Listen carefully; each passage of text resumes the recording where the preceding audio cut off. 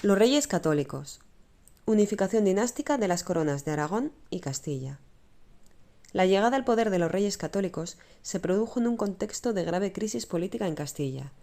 El rey Enrique IV, hermanastro de Isabel, se enfrentaba a una abierta rebelión contra su figura, debido en parte a las dudas de la legitimidad de su heredera, Juana, llamada la Beltraneja, al creerla hija natural de su consejero Beltrán de la Cueva, llegando a ser destronado por los nobles en 1464, produciéndose una guerra civil en Castilla. Para poner fin al conflicto, los nobles aceptaron que el monarca y su hermana Isabel llegaran a un acuerdo por el que ésta se convertiría en heredera a la corona, pensando que podrían controlarla fácilmente. Pero Isabel, en secreto, negoció su propio matrimonio con el príncipe heredero de Aragón, Fernando, contrayendo matrimonio en 1469. La boda trajo consigo dos conflictos, el primero con Francia y Portugal, que no deseaban una monarquía tan poderosa en sus fronteras, y el segundo con el propio rey Enrique, quien volvió a nombrar princesa de Asturias y heredera a su hija Juana. Se estaban formando dos bandos en torno a Juana e Isabel. En 1474 moría Enrique IV, e inmediatamente Isabel se proclama reina con apoyo de parte de la nobleza y algunas ciudades del Duero y el Tajo. En el otro bando, Juana acordó su matrimonio con Alfonso V de Portugal y logró el respaldo francés, por lo que esta guerra civil castellana, del 1474 al 1479, se convirtió en un conflicto internacional con la invasión de Castilla por parte de las tropas portuguesas. La guerra acabó en 1479, con el Tratado de Alcasovas, Toledo, mediante el cual Alfonso V de Portugal reconocía a Isabel como reina de Castilla y se recluía a Juana la Beltraneja en un convento, con fin de evitar futuras reclamaciones a la corona. En enero de 1475, Isabel y Fernando habían llegado a un acuerdo en el que quedó fijado el sistema de gobierno. En Castilla, los dos tendrían la misma capacidad de decisión, pero Fernando sería tan solo rey consorte. Isabel retenía los derechos sucesorios. En Aragón, la ley solo permitía a Fernando ser rey, por lo que en 1481 se firmó un decreto concediendo a Isabel la corregencia. Se trataba, por lo tanto, de una unión dinástica, en la que los reinos mantuvieron sus fronteras, instituciones y particularidades, pero con reyes comunes. No hubo un intento de avanzar hacia la fusión de ambos reinos. Por su mayor población y auge económico, Castilla desempeñó el papel hegemónico. De ella se obtenían los recursos fiscales y las fuerzas militares, así como las empresas de conquista y colonización americana. La construcción del Estado moderno. El programa político de los Reyes Católicos era simple. Tenía como objetivo el fortalecimiento del poder de la corona, la modernización del Estado, el mantenimiento de la sociedad estamental y la unidad religiosa. El fortalecimiento de la corona fue evidente al ejercer los nuevos monarcas el poder personalmente, introduciendo una propaganda con cronistas encargados de ensalzar su imagen y a través de construcción de hospitales, iglesias, conventos y monumentos conmemorativos. La modernización del Estado estuvo muy relacionado con el reforzamiento del poder. En Castilla, los reyes consiguieron un incremento de los ingresos fiscales por medio de las acabalas, lo que permitió, por ejemplo, organizar un ejército permanente, que convirtieron en un instrumento de guerra moderno, rápido y bien dirigido, esencial para su expansión exterior. Los reyes, por su parte, potenciaron el control del territorio mediante reformas administrativas. Extendieron la red de corregidores a las principales ciudades de Castilla, poniéndoles al frente de la política local y la recaudación de impuestos. Además, se resucitó la Santa Hermandad, una antigua institución medieval que se convirtió en un cuerpo de vigilancia y policía rural para acabar con las bandas de salteadores y las luchas de señores locales.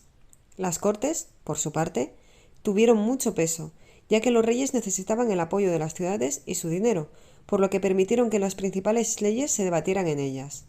A partir de 1480, cuando los nuevos impuestos permitieron prescindir de los ingresos de las ciudades, las Cortes comenzaron a ser convocadas con menor asiduidad. También se llevó a cabo una unidad cultural y religiosa del reino, con la conquista del Reino de Granada y la expulsión de judíos y la conversión forzada de los moriscos. La expansión territorial y la política internacional de los reyes católicos. Las conquistas peninsulares y las posesiones mediterráneas. Las relaciones entre Castilla y Granada se habían ido deteriorando a lo largo del siglo XV, a lo que se sumaba la situación de debilidad de los reyes nazaríes, debido a las continuas luchas internas y guerras civiles. La guerra se inició a finales de 1481, cuando tras una escaramuza fronteriza, los cristianos toman Alhama, próxima a Granada. Los reyes católicos supieron explotar las tensiones entre los miembros de la familia de los nazaríes, para ir haciéndose poco a poco con todo el territorio. Finalmente, las tropas castellanas acabaron por asediar Granada, a finales de 1491, tomando la ciudad el 2 de enero de 1492. Con la toma de la ciudad se termina con la presencia de reinos islámicos en la península ibérica.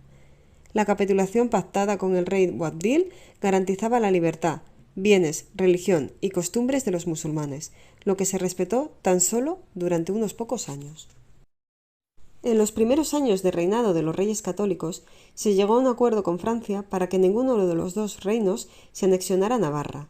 En 1512, tras un incidente diplomático, Fernando, estando ya fallecida Isabel, ordenó ocupar el reino, que quedó anexionado a Castilla, conservando sus instituciones y fueros. También los reyes católicos se enfrentaron con los estados del norte de África, obedeciendo a razones económicas, ideológicas y estratégicas. Se trataba de impedir que los musulmanes de Granada iniciaran una revuelta con apoyo de los piratas berberiscos, sobre todo cuando estos comenzaron a recibir ayuda del sultán turco. Sus ataques impedían el correcto desarrollo del comercio en el Mediterráneo occidental, a lo que se sumaba el deber de los reyes católicos a extender el cristianismo. Una serie de expediciones permitieron conquistar plazas como la de Melilla, en 1497. En 1494 comenzaron los enfrentamientos hispano-franceses en Italia, cuando Francia invadió Nápoles, que era parte de la Corona de Aragón. La respuesta española fue organizar una coalición antifrancesa, dirigida por Fernández de Córdoba, el gran capitán, quien expulsó a los franceses.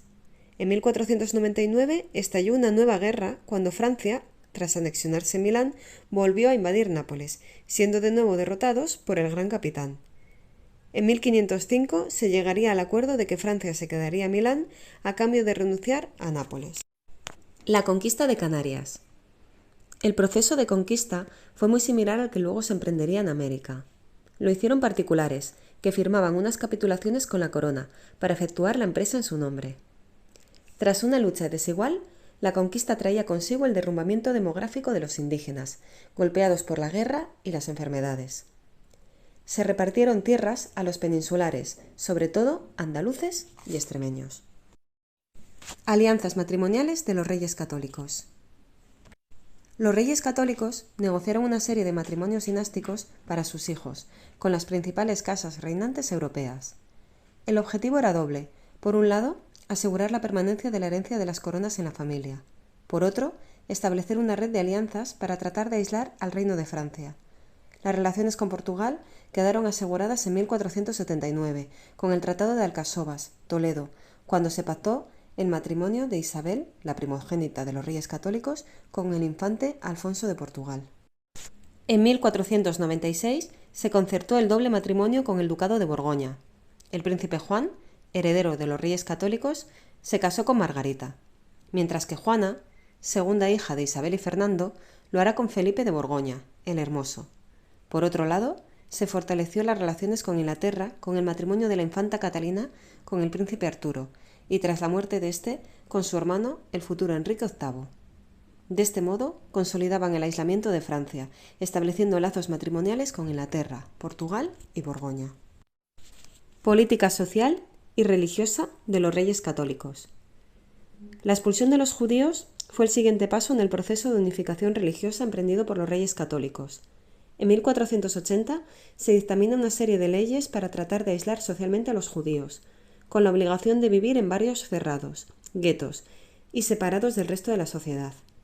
El argumento principal contra ellos era que su mera presencia y la práctica de su religión provocaba que muchos conversos retornaran a su religión y judaizaran. Para los sectores más fanáticos de la Iglesia católica, la única forma de acabar con esas prácticas era extirpar el judaísmo de la sociedad cristiana. La decisión de expulsarles fue adoptada tras la atmósfera de triunfo y exaltación tras la conquista de Granada. En los decretos del 31 de marzo de 1492, los reyes católicos emplazaron a que todos los judíos de sus reinos optaran entre la conversión o el abandono de estos en un plazo máximo de 3 meses. A los judíos se les sumó no solo el destierro, sino el tener que vender todas sus posesiones en clara desventaja. La mayoría de ellos prefirieron el exilio y mantener su fe. Se calcula que unos 150.000 abandonaron los reinos hacia Portugal, norte de África y el norte de Europa. Aunque el impacto social y económico no fue muy significativo, sí lo fue en el terreno cultural. Las capitulaciones de la rendición granadina permitían a sus habitantes conservar sus costumbres y religión. Sin embargo, en 1499, con el ascenso del cardenal Cisneros al cargo de Inquisidor General de Castilla, se impusieron políticas más duras y los musulmanes fueron confinados en las Alpujarras y obligados a convertirse. La respuesta fue una rebelión general, que fue aplastada por las tropas del reino y que los reyes católicos utilizaron para dar por canceladas las capitulaciones. Cuando la situación se estabilizó, los reyes concedieron un plazo de tiempo para facilitar la asimilación de las comunidades moriscas, que mantuvieron sus costumbres, lengua y vestimenta. El descubrimiento de América. Causas de los descubrimientos. A finales de la Edad Media se generaron unas condiciones técnicas, económicas y políticas que fueron decisivas para que se produjeran los descubrimientos geográficos que marcaron la época del Renacimiento. Entre los factores técnicos hay que mencionar el desarrollo de la cartografía, instrumentos de navegación y técnicas náuticas. También se produjo un avance importante en la construcción naval, con la aparición de la nao y la carabela. Entre las causas económicas, la más importante fue el crecimiento internacional en los siglos XIV y XV, que aportó los capitales necesarios para las empresas de navegación. La falta de metales preciosos también animaba a buscar nuevas minas y yacimientos, pero sobre todo fue la necesidad de buscar una nueva ruta hacia las Indias la que llevó a portugueses primero y castellanos después a lanzarse a la aventura. Por último, están los factores político e ideológicos. Portugal y Castilla estaban en plena expansión. La rivalidad entre ambos reinos fomentó la competencia entre ellos y el interés de ambas coronas en las empresas de descubrimiento. Además, la cultura humanística impulsaba la curiosidad científica. Las expediciones portuguesas y castellanas. Cristóbal Colón era un marinero que en 1482 presentó en Lisboa su proyecto de viajar a las Indias por Occidente, pero los gobernantes portugueses lo rechazaron. Ellos ya habían reconocido la mayor parte de la costa atlántica africana y estaban tratando de encontrar un paso por el sur. Además, el Tratado de Alcasovas les entregaba el dominio de esas tierras a cambio de la soberanía castellana sobre las Canarias. Desengañado, Colón establece contacto con la corte castellana, quienes tampoco están interesados en el proyecto. En 1488, los portugueses alcanzan el Cabo de Buena Esperanza y Colón volvió a insistir ante los reyes católicos.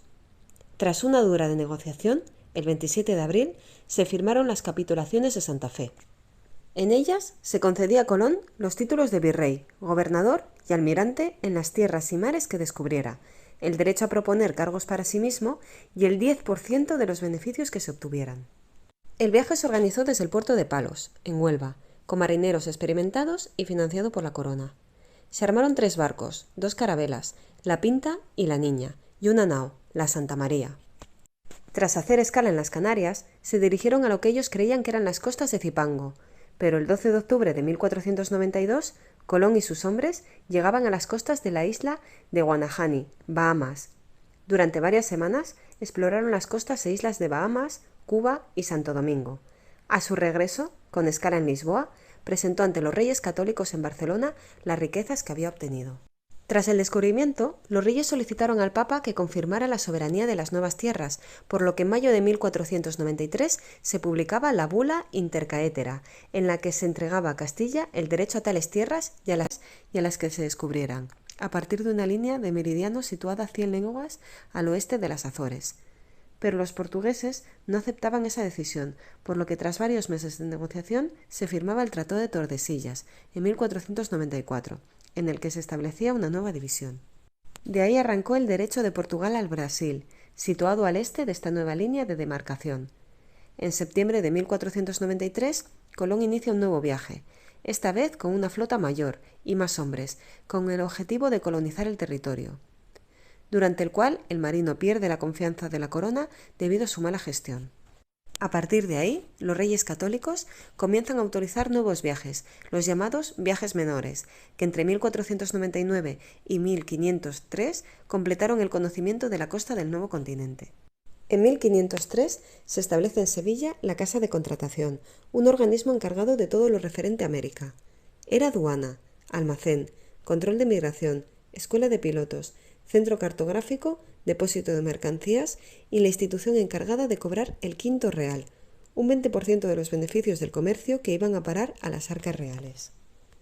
Todas las expediciones hacia América debían partir de Sevilla, y la mayoría de los nuevos colonos comenzaron a ser seleccionados por la Casa de Contratación. A estos colonos se les entregaban tierras y un grupo de indios, encomendación, teóricamente para ser evangelizados e instruidos, pero que en la práctica eran esclavizados. Solo a partir de 1511, gracias a las denuncias del fraile dominico Fray Bartolomé de las Casas, se empezaron a discutir en Castilla los derechos de los indios, por lo que en 1512 se publican las leyes de Burgos, proclamando la libertad de los indios.